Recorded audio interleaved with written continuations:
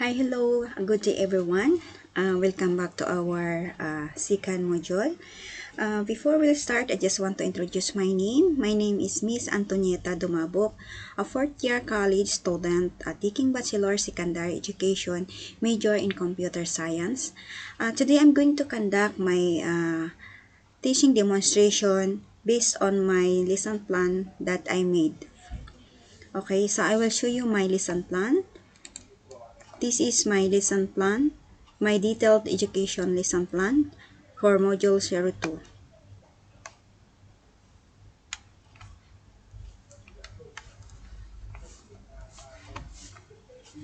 Just a minute. Sorry. This is my lesson plan for Module 02. Okay. So our objective for today, at the end of the lesson, the student should be able to first know the essential requirements to integrate technology and media in education instruction. Second, understand the different approaches of teaching and their corresponding steps for integration into the classroom instruction. And lastly, learn the proper process of technology integration in education. These are our objective for today. So before we start, may I request, before I start, let's pray first. And may I request to all, please stand up. In the name of the Father, and of the Son, and of the Holy Spirit. Amen. So please be seated. And now I'm going to check our attendance to know everybody is present. Okay? So nice to know here everybody is present. So thank you guys, and please be seated. And now okay, so before we proceed our lesson for today, so I just want to ask or to know if everybody can remember our lesson yesterday. So yesterday we tackled about to know the basic concept of education, and also understand the significance of the course, and pinpoint the role of educational technology and media in education. These are our topic yesterday. So now I'm going to tackle about the planning for media usage. Okay, so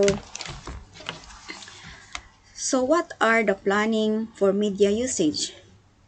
The planning for media usage is to learn to no learners are alike, and everybody is an individual who embodies significant characteristic which is special. That is why teachers should learn the right approach to teach different students with different learning style. The module aims to discuss the essential requirements to integrate technology and media in education instruction.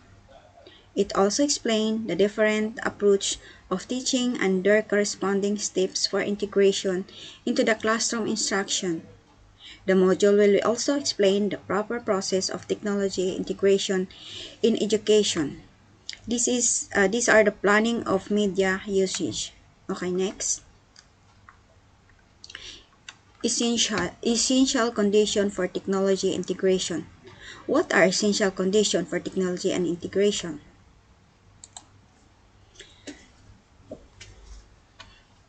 So for technology to have the desired impact on improved teaching and learning, several conditions must be in place. Shared vision for technology integration. This requires coordinated school and district planning with teachers and other personnel at all levels.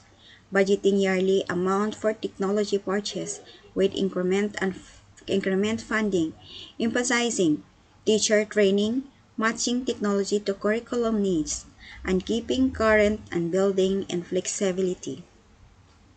Standards and curriculum support, technology and content. Area standards are designed to support each other. Required policy. Policies are in place to ensure ethical use, safe internet use and equality, access to hardware, software and other resources.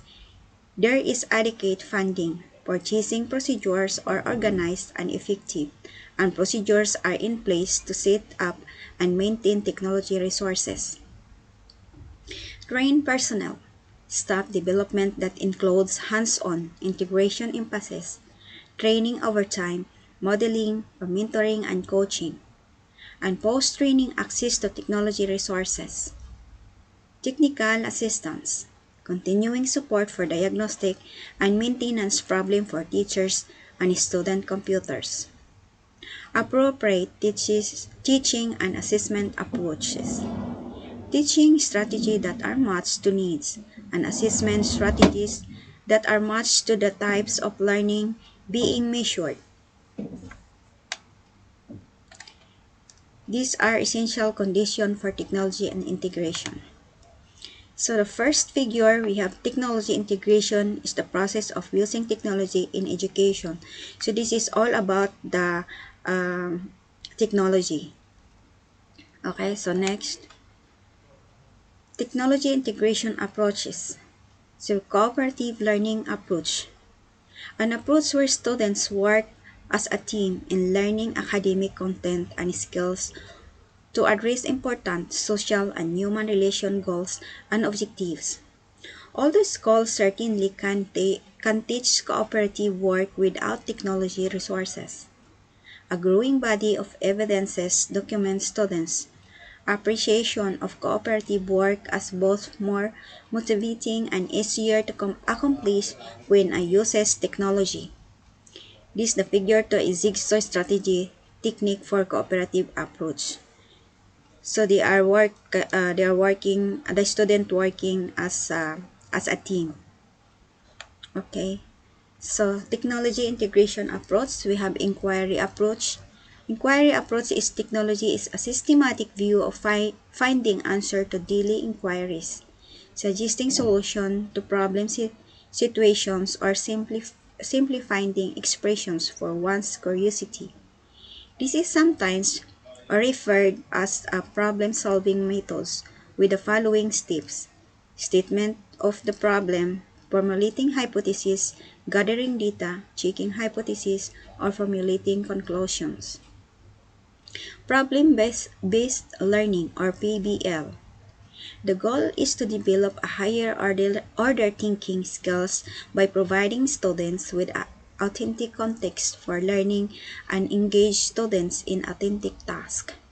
Through the process of working together, articulating theories, creating hypotheses, and critical discussing ideas of others, students move to deeper or levels of understanding of the problems.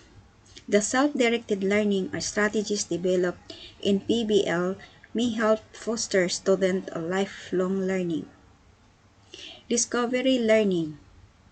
This approach emphasizes that learning is an active process in which learners construct new ideas and concepts based upon their prior knowledge and experience.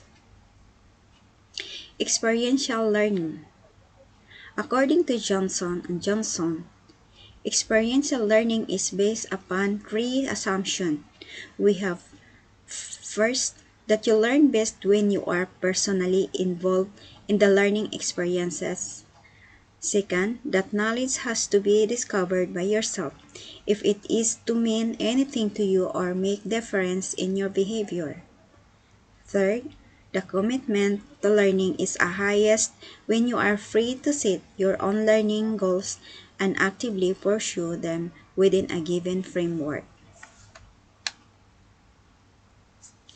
Integrative approach. This approach emphasizes an interdisciplinary approach to teaching. Values education is integrated in teaching math or an subject area. Constructivist approach. This is an approach wherein students continuously visit previously accumulated experiences and understanding and construct or recreate new concepts as they interact daily with environment. In this approach, the learner are trained to be reflective, inquisitive, discoverers, critical thinkers, and creative. Second, teachers serve as the pathfinders of the pupils' knowledge about concepts by providing creative, self-regulated learning approach. This is a learning strategy where a learner is intrinsically motivated to seek and explore way of enhancing his or her own learning. Multiple intelligence approach. This is an approach that acknowledges the following ideas about how children learn. Children learn in different ways of styles. Children prefer to learn according to their areas of interest. Children have different facets of intelligence, and each facet of individual's intelligence must be equally valued or recognized. Children actives involve a blend of different facets of intelligence. And 6. Children intelligence can be developed and enhanced through the use of a wide range of tools in their cultural environment. 7.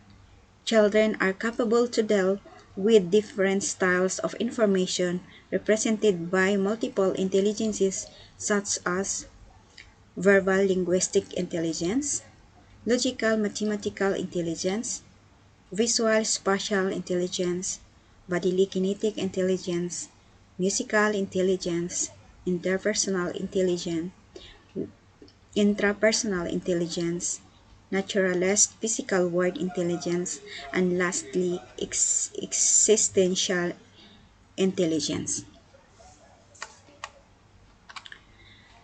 So these are all the multiple intelligences approach. Okay, next we have the 21st century skills. So the 21st century skills are we have communicating, collaborating, analytical thinking, problem solving, finding and evaluating information, and creating and innovating. These are all the 21st century skills. Next, the 21st century skills are a set of abilities that the student need to develop in order to succeed in the information age. The partnership for 21st century skill lists three types. We have learning skills, literacy skills, and life skills. The learning skills are critical thinking, creative thinking, collaborating, and communicating. Literacy skills are information literacy, media literacy, technology literacy, and lastly the life skills are flexibility, initiative, social skills, productivity, and leadership. These are all 21st century skills. Next, general guidelines in using educational technology. What are the general guidelines in using educational technology? We have purpose. Purpose is ask yourself what you are trying to accomplish and why this is instructional aids is important. Next, define objectives. Define objectives is clearly defined objectives are essential for planning the lesson and selecting and using instructional aids. Flexibility. Flexibility is the same instructional aids can satisfy many different purposes. Next, diversity. Diversity is use a variety of materials, media, and resources to develop and maintain interest of students. Development. Instructional aids must be related to the age, maturity, ability, and interest of students. Next, content. Content is you must know the content of their instructional materials to determine how to use them and how to make the best of them. Next, guide learners. Guide learners is focus student attention on a specific thing to attain while viewing, listening, or reading the materials. Evaluation or result. Evaluation result is check student reaction and consider your own reaction to the instructional aid. Design and development educational technology, we have principle and description. Meaningfulness is they should contain a positive activities. They must contribute to growth and development of learners. Purpose, they must be focused on helping learners to motivate them in the learning process. Appropriateness, they should be appropriate to the level intended in terms of first, vocabulary, second, difficult concept, third, methods of development, and fourth, interest. Breadth, they should encompass all around development or varying group of learners. Useful or utility, they must be useful to particular teacher as or she who work for a particular group or learner. Audiovisual aid must help the teachers to deliver the subject matter in a better way as well as helping learners to learn the subject matter. Communication effectiveness. They must relay information clearly and effectively. Authenticity. They must present accurate, up-to-date, dependable information. Responsiveness. They must be responsive to the needs and demands of the society. Interest. They should catch the interest of the user, stimulate curiosity or satisfy the need to know and encourage creative and imaginative response among users. Cost effectiveness. The cost per student of media presentation or diminishes as the number of students using it increases. Presentation. They must be presented at the right time at the right way. Portability. They must be handy for the teachers and students to handle it well. Correctness. Correct facts or information must be in the materials for a better learning process. Simplicity. They must be simple but inspiring and for the learners and should not confuse them. They must be simple but show a creativity. Assessment. The purpose of evaluating the technology is needed for further revision and improvements. Next, instructional design model. What are the instructional design model? First, ADDIE model. The ADDIE model is a systematic instructional design model consisting of 5 phases. We have analysis, second design, third development, fourth implementation, and fifth evaluation. The 5 phases ADDIE are as follows. Analysis. Analysis. During analysis, the designer identifies the learning problem, the goals and objectives, the audience needs, existing knowledge, and any other relevant characteristic. Analysis also considers the learning environment, any constraints, the delivery options, and the timeline for the project. Design. Design is a systematic process of specifying learning objectives. Detailed storyboard and prototypes are often made, and the look and feel. Graphic design, user interface, and content is determined here. Development. The actual creation of the content and learning material based on the design phase. Implementation. During implementation, the plan is put into action and procedure for training the learner and teacher is developed. Materials are delivered or distributed to the student group. After delivery, the effectiveness of the training materials is evaluated. Evaluation. This phase consists: 1 is formative and second is summative. Summative evaluation. Formative evaluation is involved gathering information during the early stage or design process with a focus on finding out whether efforts are relating as planned.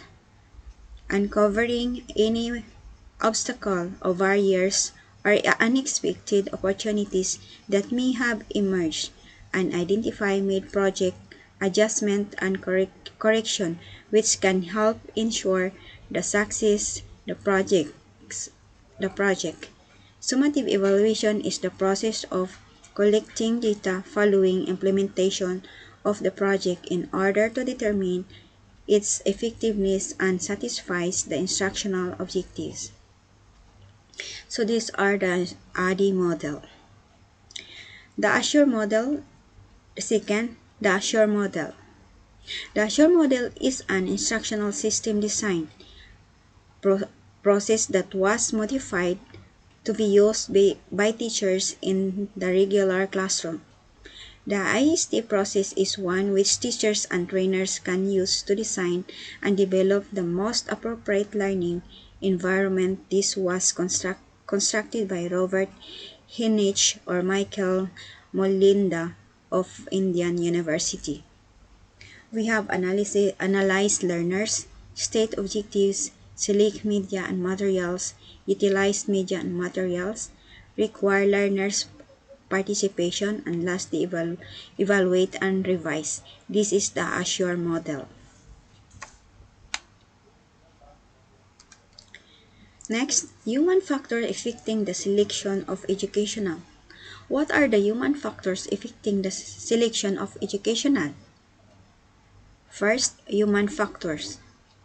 Learner factors refer to learner differences that can influence media choice. A. Individual differences. Research suggests that learners differ in their preference for learning by observing or by listening, their perceptions of a given message, a factor of past experience, and often cultural difference exists.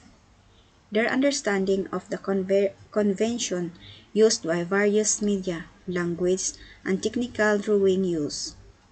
B. Attention span. Factors that affect how long learner can attend to one type task. Age and interest, learner motivation, and C. Number of learners. Select media that are well suited to the group size you have, or if this is difficult, modify the group or structure to media you have. D.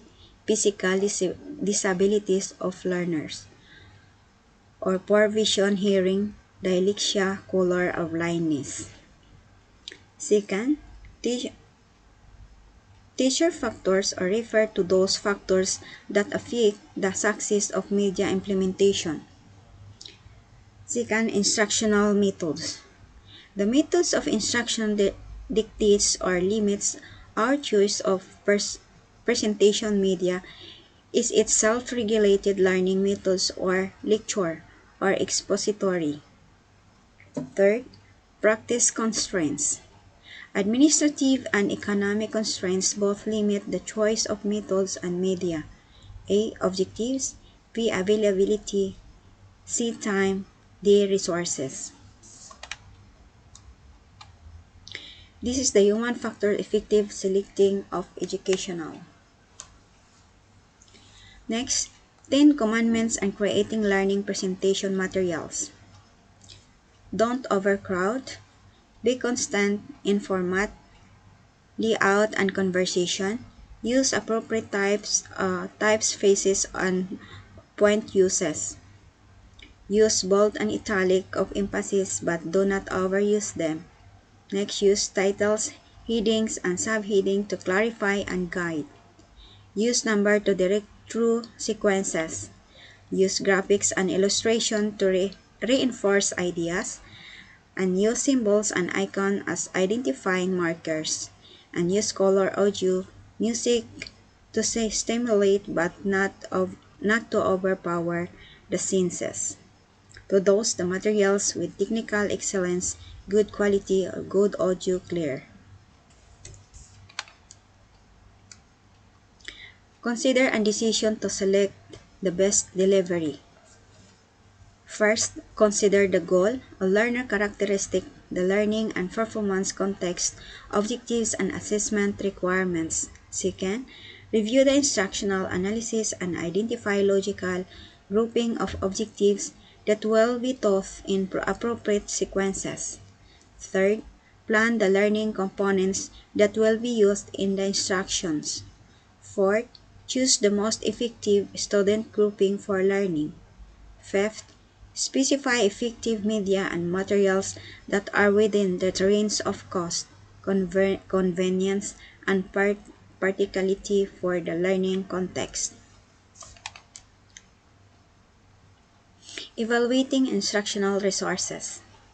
In evaluating instructional resources, several questions you should ask yourself are important, regardless of the type of resources you are considering.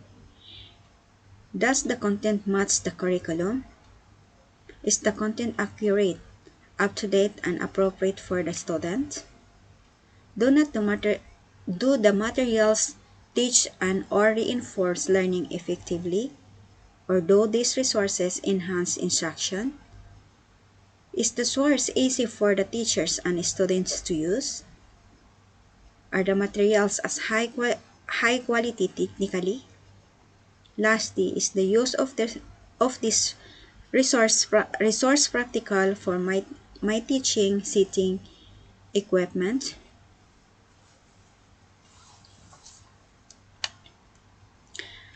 So the figure 4 is the instruction of ADDIE model. So the ADDIE model is we have analysis, design, development, implement, and evaluate. This is the ADDIE model. And also we have the Azure model. This is the example of the Azure model that we discussed the previous one. We have analysis, learners, state of objectives, select methods, media and materials, utilize media materials, and require learners participation, and evaluate and revise. This is the Azure model. Okay, so this is these are our lesson for today. I hope that you understand our subject, and see you next module, and thank you.